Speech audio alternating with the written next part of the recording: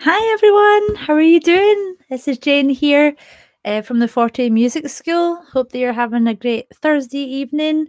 Um, how are you getting on today? Have you been busy? I want to invite you. This is onto my little room. I don't know if you know, but my husband and I just moved into a new house. So that's why the back door here, if I point to it, is looking a bit kind of bare. We've stripped the paint back and we'll be doing a lot of those kind of different changes for the next wee while, like painting things back, seeing what we've got, doing some upgrading and things like that. It's also why you can see in the corner there, here, yeah, here, we've got some interesting green kind of patterned paint things. Looks like it's from the 90s or something. It's a strong look. It's quite interesting. Not exactly to my taste, put it that way, but it'll do fine for just now. Maybe that's why my little room here doesn't looks a bit unusual. But I wanted to check with everyone. Have you got your cup of tea?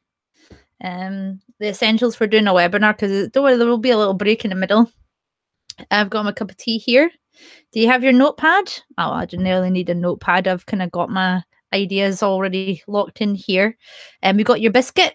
I've got the trusty old caramel wafer. That's going to be a good one. Have a wee snack later on. But actually, when we're doing the questions at the end, something to celebrate so we can have a little chat. Got some wine, which is always good. So everyone, I'm going to change over now to share my screen so then we can burn our topic for today. And we're going to be doing a lot more webinars actually. I really enjoy them. It's a really good way to chat with everyone. So today's topic, work out your voice type, 4 easy strategies. A lot of people have been telling me that they have problems with just working out what things are going to suit their voice. Both my pupils, people that I've talked to in person, people that are on my email list, and dozens of people that have told me that they find it the whole process quite frustrating. But actually, when you look online, there's an awful lot of people that I don't personally know, people that are on Quora and things like that, always asking about help and for some help with this. So, for people that don't actually know who I am, I'd like to introduce myself. Hi, everyone. I'm Jane. I was born in a town called Cumbernauld, just outside Glasgow. I came up to Aberdeen. I've been here for the last 17 years. I've done quite a few different things. My first degree when I went to university was politics and international relations. Worked in a bank for a while. Didn't really like it much at all because it got really salesy. Quit and started working as a supervisor in a bagel shop. That was a lot of fun. Left that, I went to the local council, did a kind of finance admin job. That was quite nice. Like people were quite nice and supportive, but it was one of those kind of jobs where you thought, in 30 years' time, if I'm doing the same job in the same place with the same people, you know what, just shoot me in the face. That was the epiphany that I had that spurred me on to go back to university as a mature student. Age 25, 26. I went back as a mature student to study music at the University of Aberdeen, and now, well, almost 8, 9 years later or something, or more than that. After I graduated, I'm now a vocal coach, doing one-to-one lessons mostly, but also a choir master. So I work with the Shell Workplace Choir. Just about to start an LGBT choir in Aberdeen. I've been a choir master for his father's house gospel group in their church in Aberdeen, the Penumbra. That was a temporary group for their AGM. Lots of little jobs that is really, really good. I absolutely love music and I love helping with people with music. I'm a cover musician for Big Noise, which is a string orchestra. Has anyone ever heard put in the chat, guys? Have you heard of the program called El Sistema? It started in Venezuela, and the entire legacy of it and the idea of it is working with children that are in regeneration or areas that are synonymous with poverty. In the case of Venezuela, there's also a bad problem with people being involved in drugs and gangs and things like that. Thankfully, that's not quite as much of a problem in Scotland. But we work with areas, regenerations that we call them, rural and deprived areas. We work with children, give them free education in a stringed instrument of your choice. So that's violin, viola, cello, double bass. I'm one of the cover musicians that helps them with learning musicianship and rhythm games and songs and things like that. I'm also a lover of business. The last couple of years, I went to a couple of business accelerator programs, the Elevator program in Aberdeen, and also Entrepreneurial Spark in Glasgow. They were both really helpful programs. I learned a lot from them. I had a newfound appreciation for efficiency, data-based decisions, and what I've heard being referred to as imperfect action. That's something that I think stopped me for a long time was a fixation on perfectionism. I am definitely a perfectionist, but the problem is with that, everyone, that it gets to a point that it stops you from doing anything because you're worried about, you think it's doomed to fail. Um, Things that I like, I absolutely love coffee. I'm on first name terms with my baristas at the local Starbucks.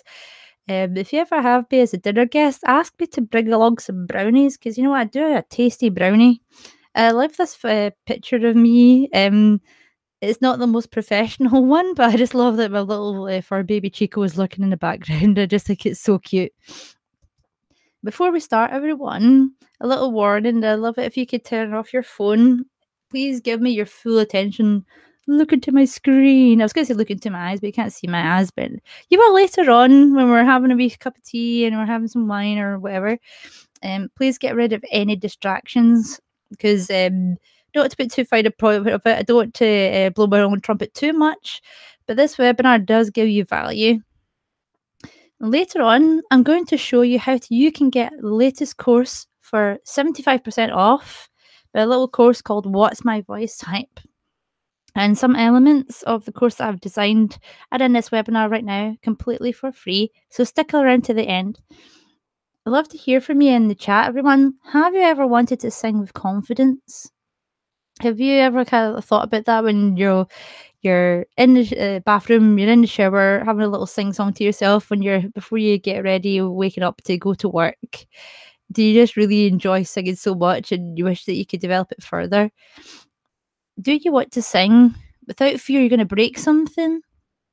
I remember when I was younger, developing my voice, I was always a bit reticent to try new things because it got to a point where my throat was just really tight. It's very confusing for me, but also really frustrating. You feel like you are going to break something because you've pushed yourself to a certain limit. You can't really do anymore. You've exerted yourself too much. I would also like to ask you, please tell me in the chat, everyone, why haven't you gone for it yet? Is there something that's holding you back? Sometimes it can be the little voices that you have inside your head that tell you you can't take it anywhere. I remember roughly about a year ago, I surveyed a lot of my pupils, and it was very surprising results for me. I knew that some people felt quite demotivated about singing and that they loved it, but they weren't sure about pursuing it further.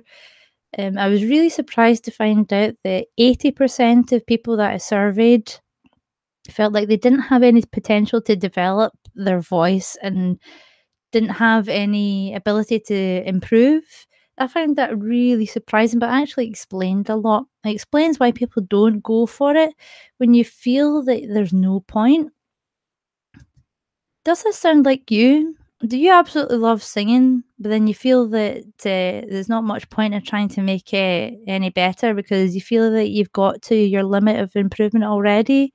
Do you feel that there's no room for you to grow into your voice just now? Do you feel that you have no potential? Put me in the chat. I'd love to hear what you think about this. You may want to be able to sing without worry. You've tried to have a go, but your throat got tight and scratchy. I'll tell you, I've been there before. You wish you could just not worry. Wouldn't it be refreshing if you could just sing what you wanted when you want and you had a secure knowledge what was comfortable for your voice and what fitted like a glove? What you will learn today, we're going to go into our webinar strategy 1. Boom. Know how and what to measure. Strategy 2. That doesn't say be more remo. That says be more mo. I'll go into that in a wee bit more later. Strategy 3. Prioritize delivery. This is absolutely essential, and it makes a difference between people that feel kind of confident with their voice and really, really confident and clear in what they are doing. Strategy 4. Niche down. You'd be surprised actually how much you can be quite specific about what you can sing. Some people, when they're professional opera singers, they're so niche, they're like a subcategory of a subcategory of voice that they could perform this one role from an opera hundreds of times, maybe not hundreds of times, maybe dozens of times a year.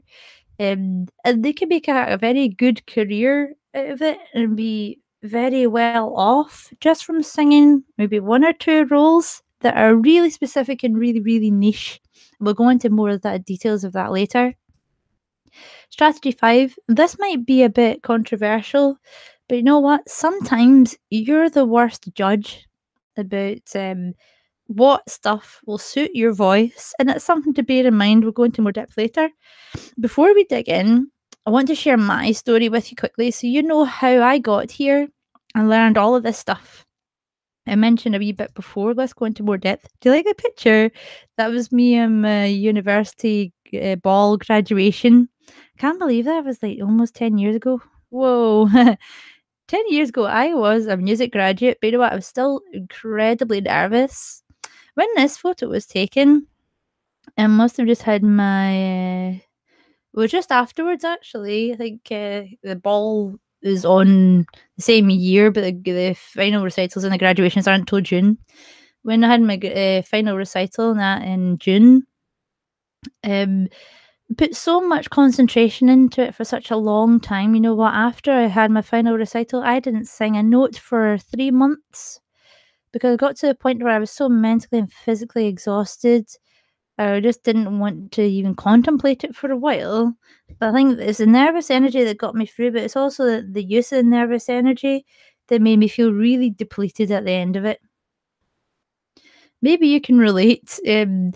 I struggled with my whole body shaking with nerves, and that's happened so often to me. I started off when I studied music. Anytime that I would sing in front of others, my entire body would shake and I couldn't control it.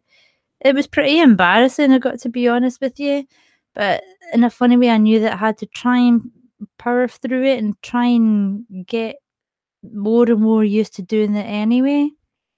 One of the ways that I did that was to try and get more experience of performing, but not with singing.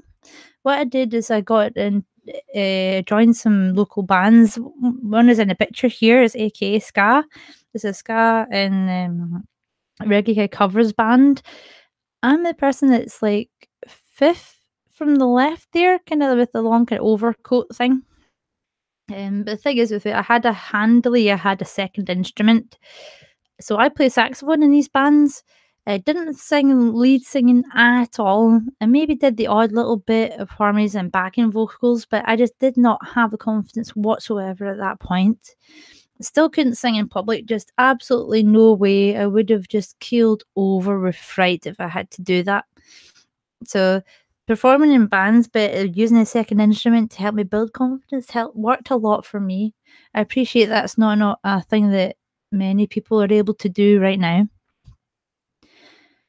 I got to a point of trying everything, but getting nowhere. I did perform in the bands, but then I never really addressed my fundamental problem of trying to improve my voice and getting through my nerves so I could feel more secure in what I was singing.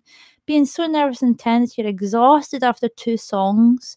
That happened to me so many times when I was trying to perform. It was unreal and it was really embarrassing, especially because I was a voice major.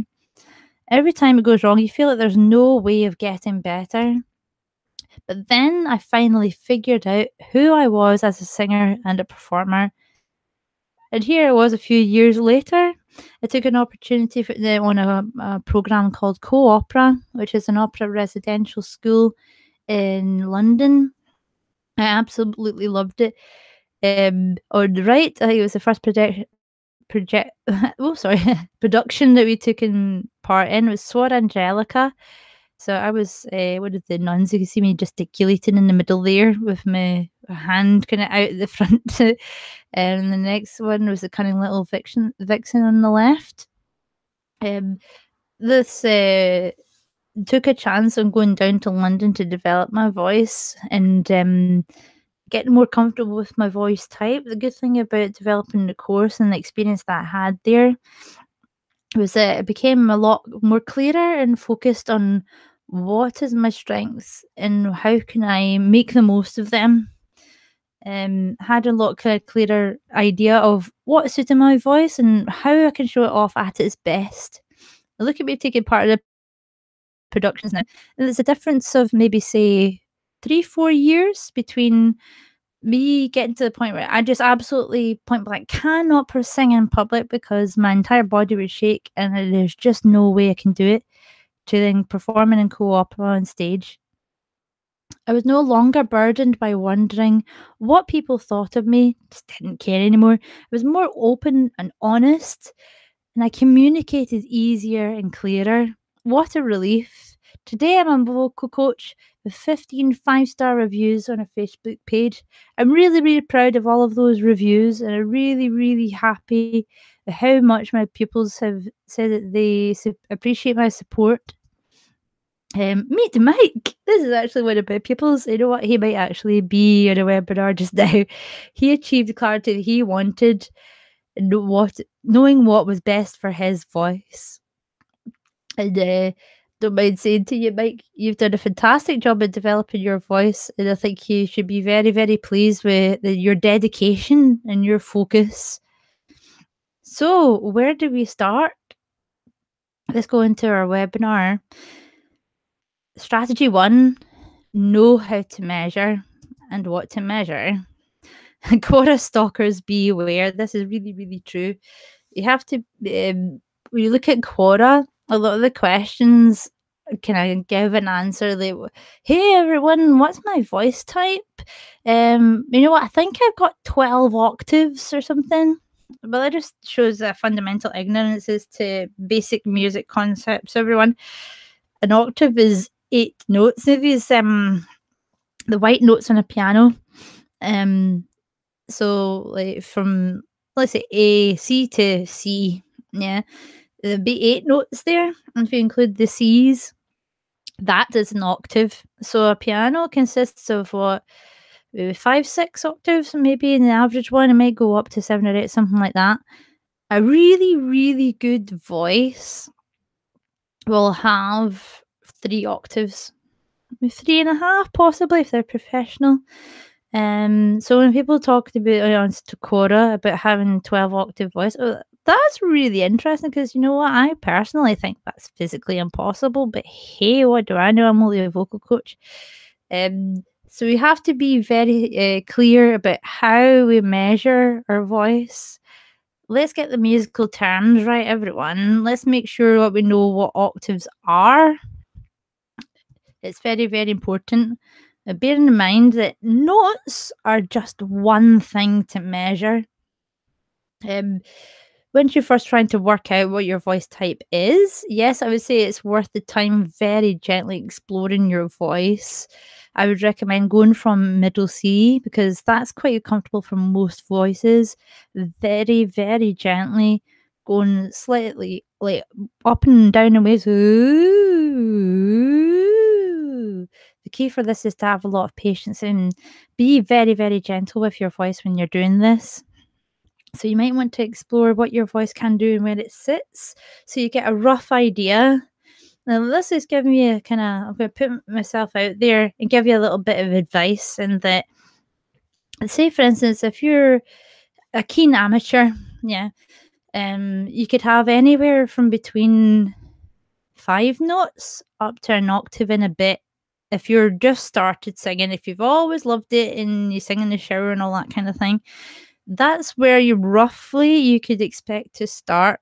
When you're getting a wee bit more confident, you feel more confident in developing a technique for your voice, your range will probably expand. It'll probably expand from an octave and a half up to about 2 octaves. When you get more and more advanced, it might grow from, say, 2 octaves to like 2.5, possibly 3. Then you kinda got a decent, well-prepared voice that has a solid fundamental technique. If you're getting near roughly about 3 octaves, so when I hear this 12 octave rubbish and quarter, that's really frustrates me. But bear in mind, notes are just one thing to measure. Let's go into some of the specifics about different musical terms now. Mhm. Tessitura, this is a fancy name, and all it kinda really means is you have to bear in mind the uniqueness of your voice. So let me explain a little bit using my voice as an example. Um, I'm what you call a coloratura voice. This is kind of like one of the niches that I mentioned briefly before. Coloratura is a kind of light sounding voice. And this is where we have to be quite specific about what voices are, where they sit, and all that kind of thing. And that's because I've got a large range in my voice. I'm a soprano, but I can also comfortably sing most alto notes, but that doesn't mean that I'm an alto. What makes a difference between deciphering whether or not I'm a soprano or an alto is the tessitura. It's where your voice feels the most comfortable. Also, kind of thinking about uh, parts of it. So, say for instance, I've got this example there. It's one of my colleagues where I did my master's in vocal music. John, he composed a lovely vocal piece. It was actually pretty challenging. I was talking about niches earlier on because the bass line had this consistent note of a really low G, and it was so demanding, it's so low. That actually, know what? It was a very specific and niche bass would be the only person that'd be able to sing it consistently. That's something you have to bear in mind, that you want to find roughly where your voice feels most comfortable. Yes, I can sing alto notes, but it doesn't feel particularly comfortable there. Um, because yes, I can sing it, but it might sound um it doesn't sound as if your voice can expand or as I describe it as blooming from particular notes.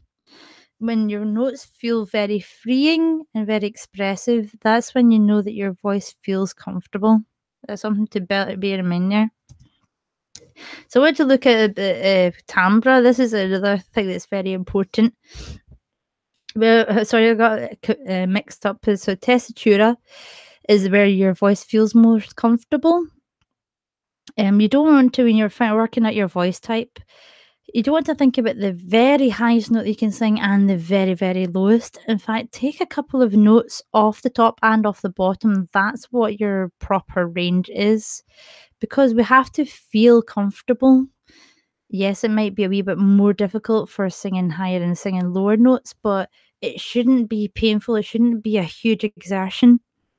So this time we're looking at timbre, and this is the one that I was saying about it's important to look at the uniqueness of your voice. So I was saying before, I'm a soprano, but I can also sing alto notes, but it doesn't mean that I'm an alto.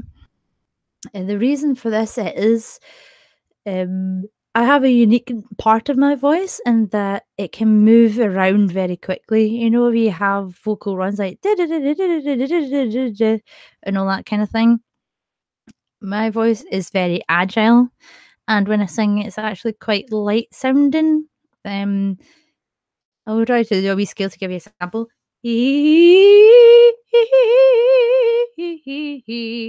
It can move around very easily. Um, but that's something to bear in mind. That's why I'm a coloratura, because coloratura basically means light and agile.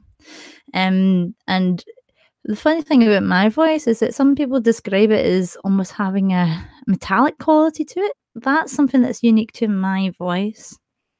And that's why I'm not an alto, because altos don't have that agility. With the higher voices, you tend to find the sopranos and tenors and male voices, they'll be more agile than their counterparts and also have a lighter sound to them as well.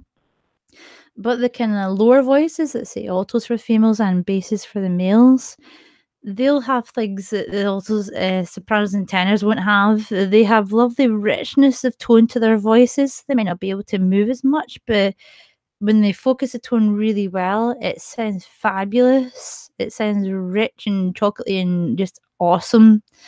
And that's the thing to bear in mind, that notes aren't just the be all and end all. You have to think about the uniqueness of your voice and what can I bring to it.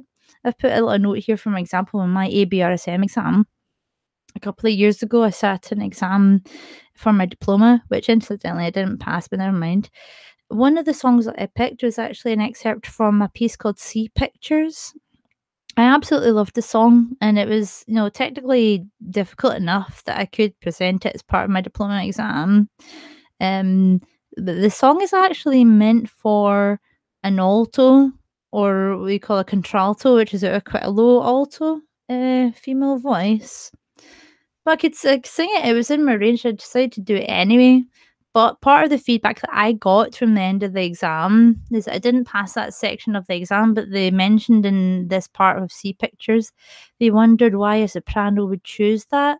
At the time, I was actually like, "Oh, how very dare you question my song choices?" And meh. But actually, the more and more that time has went on, I realised what they're talking about. The timbre of my voice would not be appropriate for that piece. And that's because the composer, Elgar, has a particular voice type in his head when he's composing. That's why he specified contralto for Sea Pictures. So in some ways, when you're thinking about timbre, you also kind of think of, if you're a soprano, you don't really sing alto songs and vice versa. Even though they might be in your range, it's because part of it is the composer is hearing a particular voice type, of particular lightness or richness in the voice that they're imagining in their head. And the singer, I think, is to be responsible for um, respecting that, respecting the choices. Let's go into strategy 2, which is be more Mo. What do I mean by be more Mo? You know, like Mo Farah, long distance runner. I really admire him. I think he's brilliant. And I've actually used him a couple of times as an example of comparing singing a bit to like athletics. Say, for instance, if you decided to join your local running club and you were a complete newbie to it, so started running around the local community, just be 20 minutes here and there or whatever. You wouldn't sign up for a marathon the next day, would you? You wouldn't sign up to compete with Mo Farah the next day. And this is an important thing to bear in mind, everyone, that you need patience. I think it's a lot easier for people to understand comparing singing to athletics. It's easy to understand that for instance, with a marathon, that it takes time and it takes patience to build up to it. Yes, you might join the local running club, and yes, you may really enjoy it and have the focus and determination to take it further. But that doesn't mean that it's going to happen overnight. You might have all the most determined will in the world, but you have to build up your stamina. You have to build up stamina physically, but also mentally. And singing is a lot like that.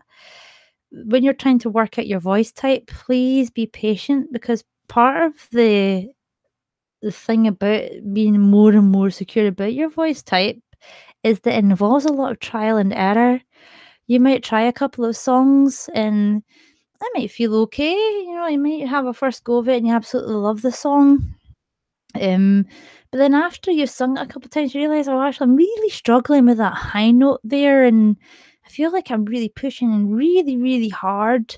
Or it could be a lower note, or it could be, oh, I'm really struggling for this really quick rhythms, and then maybe it's one of these songs that has an awful lot of words, and you have to spit them out really, really quickly. You might struggle with that. You might struggle with really technically difficult changes in dynamics. It could be anything. So please bear in mind that a whole part of this is being more patient and embracing the fact that you'll have to have a lot of trial and error.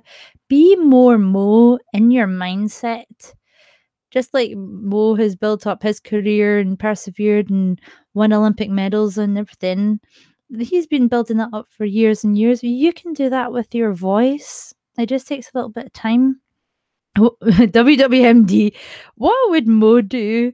I think if you're trying to looking into your voice type and looking at to what you can do with it, ask yourself what would Mo do when you're trying to feel more secure with your voice type. You have to have a bit of exploration, but another thing to bear in mind, it's also really, really important, and it's something that happens all the time in athletics. You need to warm up. You need to warm up your voice, even for 10 minutes or something like that, and something's better than nothing. Ideally, I would warm up for 15 minutes before I sang anything. If you want some guidance and advice on warm ups, I'm happy to give that to you. Just put a wee comment in the chat and I'll send you some details. Now, everyone, it's time for a little intermission. It's a wee slurp of tea. So, what I'm going to do, I'm going to play some music, have a cup of tea, focus on delivery. I think this is a very interesting point and it's often overlooked. Let me go into a bit more detail. It's not what you can sing, it's what you can guarantee. This is a very, very interesting point. It's something that I heard a while ago, really opened my eyes a bit. I'll give you an example from my own experience with developing my own voice. I got to the point a couple of years ago, I realised that I'm a coloratura mezzo soprano. And one of the reasons for that, I got to that point where I concluded that's what I am, is because for the longest time, I absolutely loved classical music, and I fell in love with the Queen of the Night aria, Mozart and the Die Zauberflöte. I absolutely love the Queen of the Night. Just absolutely dying to sing that song. Got to the point I was so obsessed where I thought, if I can't sing that song, that means that I'm not a good singer. And it was really that clear cut for me. And it took a good while for me to come to terms with the fact that, you know what, I can't sing that high. And it is super, super high. Like the notes you have to sing for Queen of the Night aria, it's one of the highest, if not the highest notes you'll ever see in any classical music. It's a high F, what we call a double high F. It's not even the high F that you're thinking of, it's the octave above that one. It's crazy, crazy high. But I was desperate, so desperate to try and sing that note. But slowly came to terms with the fact I can't sing quite as high as that. I can sing just under it, actually, probably about a double high E or something like that. But that's still a whole tone away from what I wanted. But then I realised I was trying a wee bit more, after the time where I got all depressed and everything about that and felt like I was rubbish. I realised, okay, let's have a little bit of a try and doing some more trial and error. And asked for recommendations from my fellow opera friends. And somebody suggested Rossini to me. And then I started this aria called Una voce poco fa. It's still pretty high. It still goes up to a high B flat, will be double high B flat.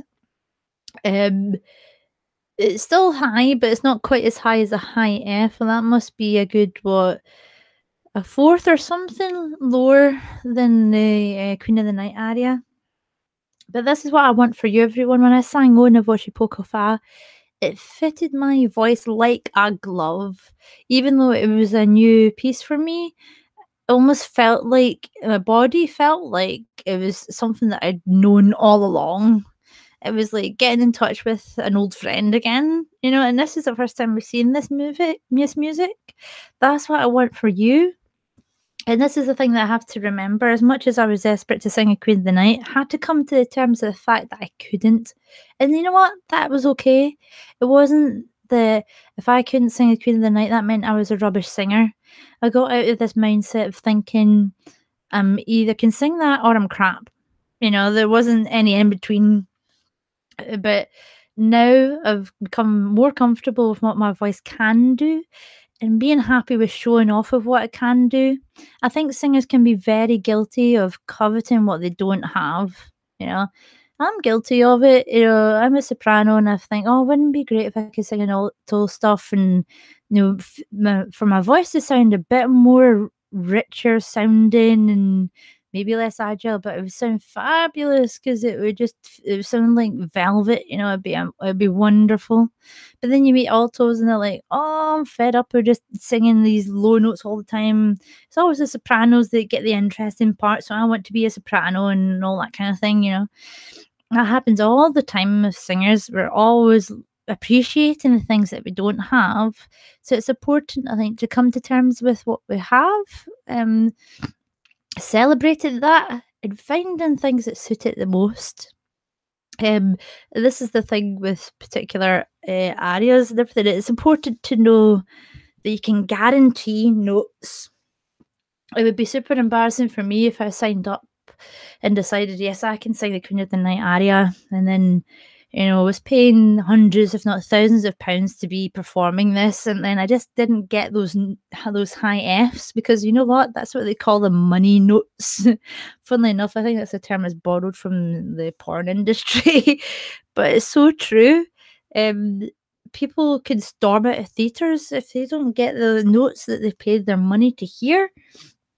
So you can imagine if there's people in a opera production, they paid their money, they've got their bum on the seat, they want to hear the high Fs and you don't deliver. This is why it's very, very important to get to a point where you can find things that you can guarantee. It's no good thinking about your highest note that you can do on a very, very good day is part of your voice range. Actually, it's not. It's the notes that you can sing on the worst day that you can imagine when you're not really feeling so great. Maybe you're a bit hungover, maybe you had a wee bit too much gin the night before, you're feeling awful. Maybe if you can feel it, you've got a bit of a cold on the way. But nonetheless, you need to get yourself up there. You need to go into the theatre. You need to deliver those notes. That's why it helped me feel a lot better in myself. When I became more confident and clear on what I could guarantee. This is another interesting point that I had from one of my friends who's an opera director. Mistakes are forgiven if they're made by your character, not by you. And this is another problem that people have all the time. Everyone, when they're fixated on their voice type being just the notes that they can sing, and people get fixated on kind of showing off what their voice can do.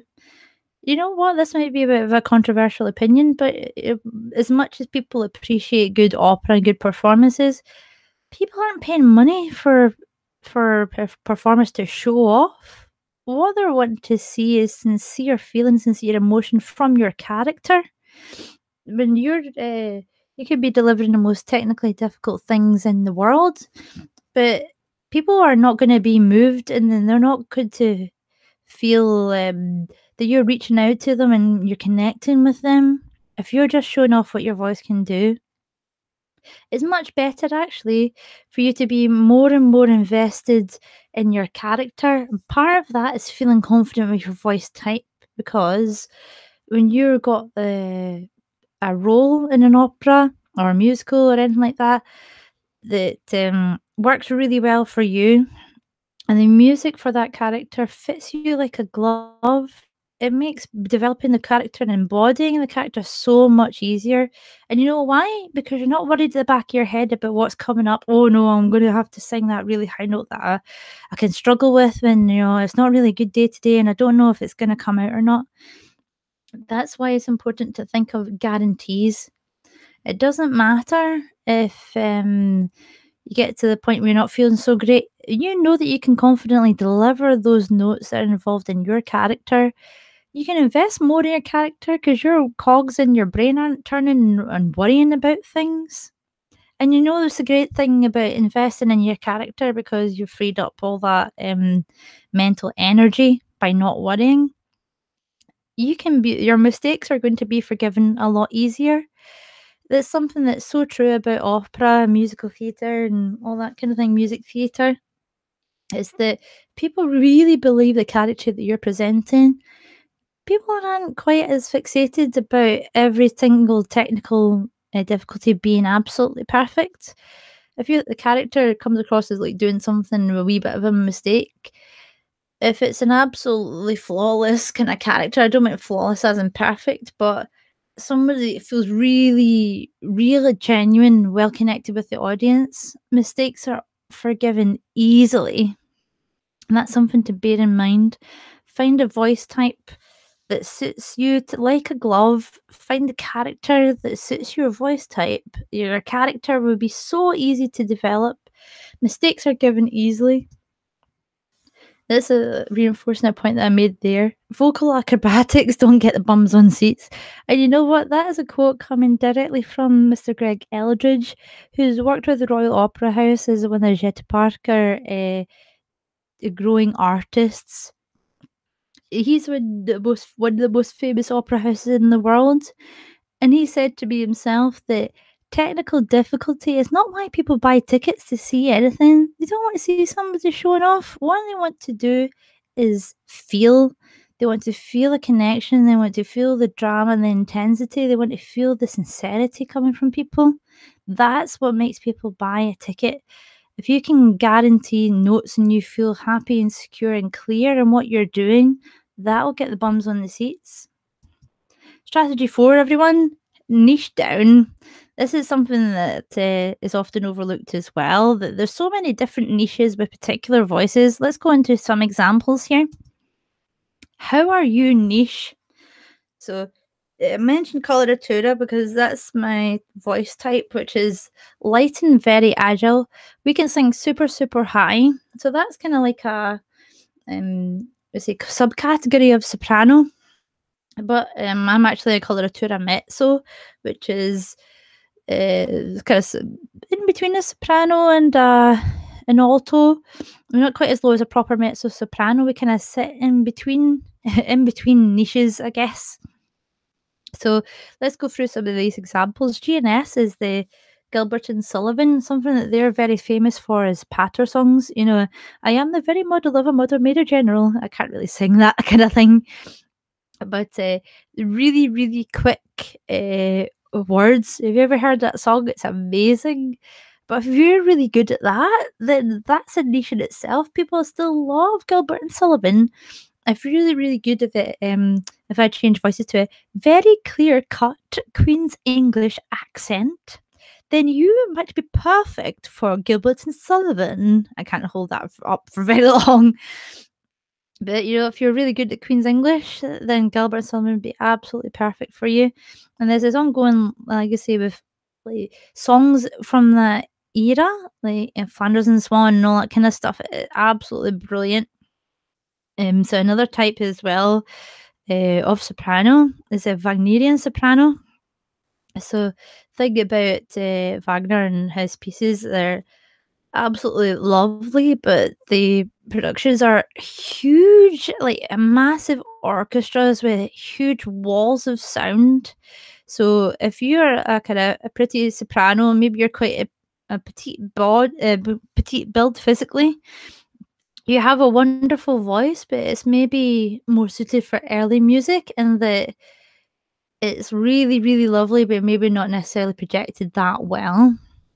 You tend to find with Wagnerian sopranos, they're kind of bigger ladies, and I say that with great love because I know I'm kind of big. I'm a wee bit chunky because, frankly, I just like biscuits too much. So Wagnerian sopranos need just sheer volume, and I think that is part of the reason for the uniqueness in the people's voices can be their physique, can be the uniqueness of not just their voice but also their body, because your body does affect your voice. Wagnerian sopranos tend to be kind of big ladies, but the great thing is that they have huge power in their voices, and you need that power to sing over the orchestra, because the orchestra is just going at it like super loud. You need to try and get your voice over an entire orchestra. I know that I couldn't do it. there's just no way. I mean, I can sing pretty loud, but there's no way that I could get my voice over a huge orchestra playing full pelt volume. There's just no chance. But Wagnerian sopranos can. So think about what kind of niches you would like. That's why it's important to have a lot of patience and trial and error and working out your voice type. Find out what niches you think would work for you. Start with something that you personally love or been recommended and start from there. Strategy 5, everyone. You know what? You're the worst judge. That might be a bit controversial, I guess, but you know what? It's true.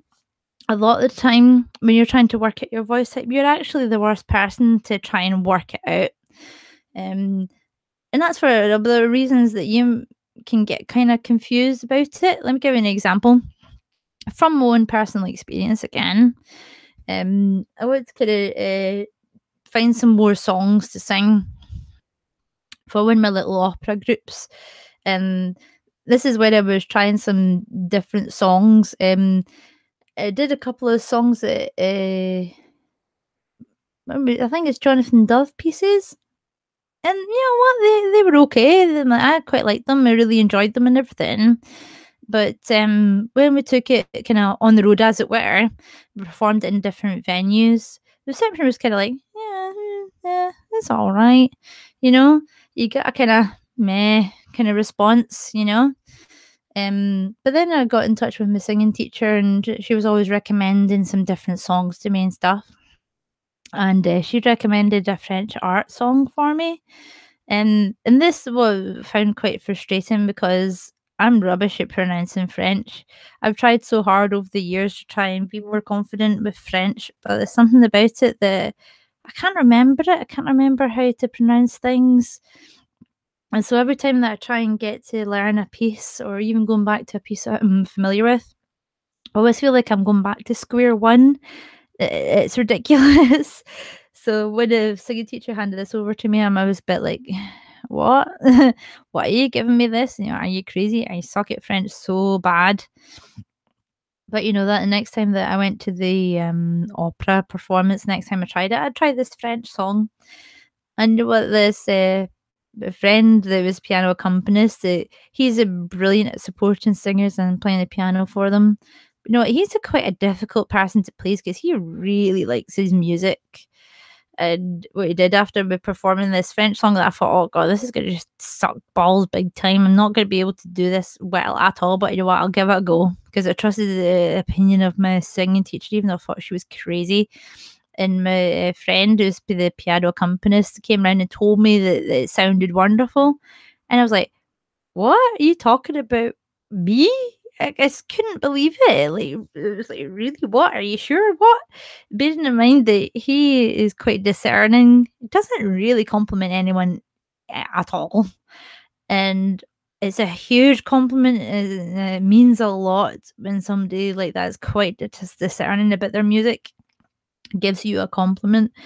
So that's what made me think, you know what? Sometimes you can be the worst judge. The thing is to make sure that you find people that you trust that are very knowledgeable of their subject. And you have to just have an open mind and listen to their advice, even if it flies in the face of everything that you feel confident about. Like my singing teacher and me thinking to myself, what, are you crazy? Why are you giving me French? I suck so bad at it. Sometimes you need to try and tread down the road less travelled, and you'd be surprised at what you find there. So let's have a little recap, everyone. Today you learned how to, number one, we need to know how and what to measure. So be knowledgeable about what your octaves are, tessitura and timbre. Your mindset matters. Hashtag be more Mo. Emulate what Mo does. What would Mo do if he's trying to work out his voice type? He would have patience. He would warm up and he would just be happy with the trial and error part of it. There's no avoiding it, guys. It's going to take a bit of time. You're going to have some wee mistakes here and there, but eventually you're going to find something that's gorgeous for you, fits your voice like a glove. Focus on delivery. Think of those notes that you can guarantee.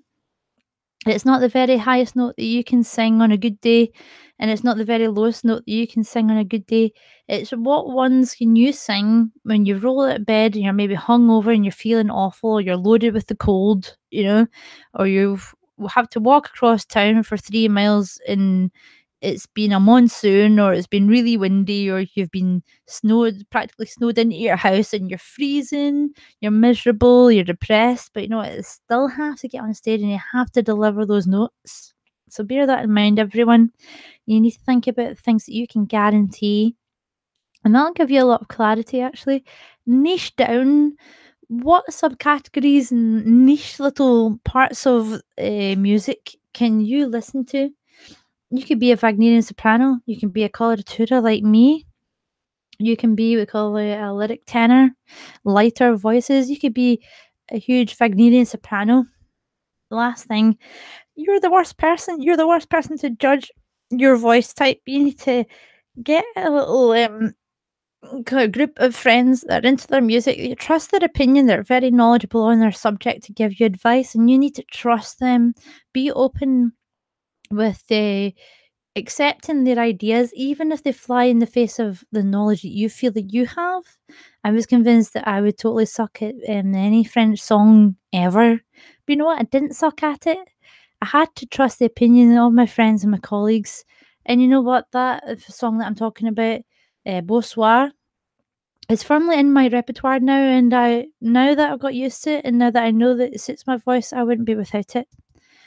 So today you learned how to work out your voice type with our key strategies. You learned why the notes are just a tiny part of it.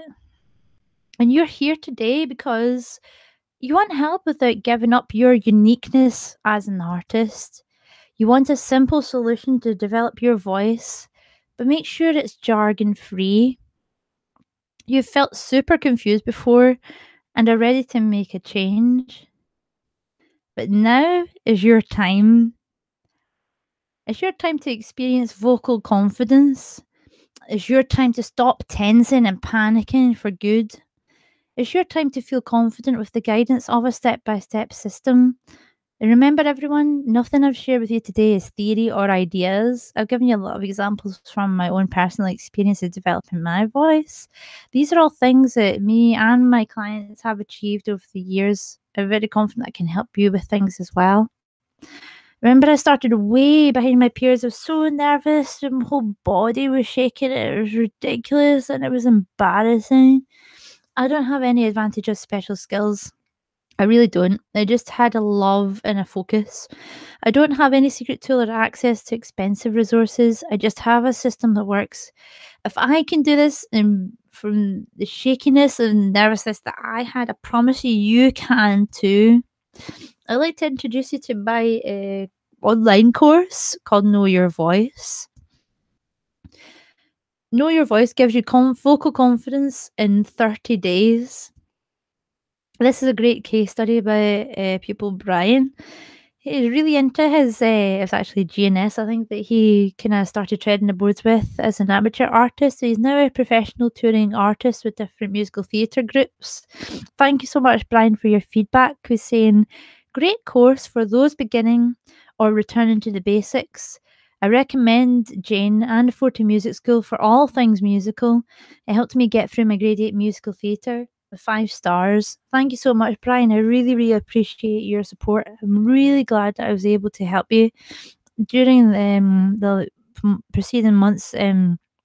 After Brian finished his job, he auditioned around the country and then he was accepted into several international music schools, but decided to go straight into professional musical theatre. So I'm really excited to Brian for you and for the skyrocketing that I'm sure that will see in your career. This is what you'll get with Know Your Voice. This is what course has been established for the last year, and we've been developing it ever since. We have 32 modules, and actually this number isn't here, 19 audio trainings with vocal exercises, MP3 files that you can take anywhere, 5 modules. And we also added 2 bonuses today with templates and resources with 9 checklists. Know Your Voice helps you work out what suits your voice and you'll know how to show it off with strategies for the future. We offer you a private Facebook group just for Know Your Voice with regular updates. We have how to's and how to manage things such as what happens when you're ill, how to be more confident with taking part in productions. You'll finally have clarity. Hi everyone, how are you doing? I've still got my little cup of tea, but you know what? I think it's maybe gone a wee bit cold now. Yeah, it has got a little bit cold. But what we can do, we can swap to wine. So, got my wine here. Hooray! Wine is good, especially this time of the evening. Thank you so much for going through our webinar. I just want to open up to some questions. If anyone would like to put anything in the chat, I've had a little look there. So let's have a little sip of wine. Because the repertoire that you've chosen, if you've chosen well, fits you like a glove, and you'll find it easier to memorize as well. You'll find it easier because it's easier to invest in the character. There's less of this mental churning, you know. You're not having to constantly worry at the back of your head like, oh no, this high note coming up soon, and I don't know if I'm going to be able to get up there or get down low to that low note, you know. Um, there's none of that happening, and when you have this, the inside chatter is quieting down, you'll find that actually the learning process is a lot easier because it's easier for you to invest in your character and feel more confident in what you're doing and confident in your ability to develop a character. Because I got that space, sometimes music needs space. Um, both the, space as in the quiet, but also just mental space to process everything. So everyone, I don't know about you, but I'm actually kind of tired. I'm having a wee sip of my wine. Um, but as everyone's happy and kind of finished for this evening, I think I might wrap it up there because you know what, I've got my little bath in my new home, and I quite like having baths actually because I think I'm going to run myself a wee bath.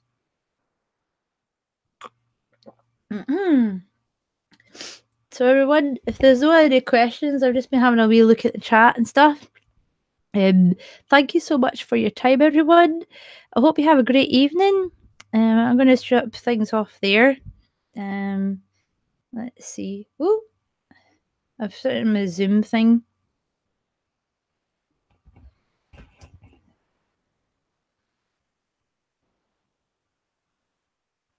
I will stop off there. Thanks very much, everyone. I hope you have a great rest of your evening. I'll see you soon. Thanks now. Bye bye.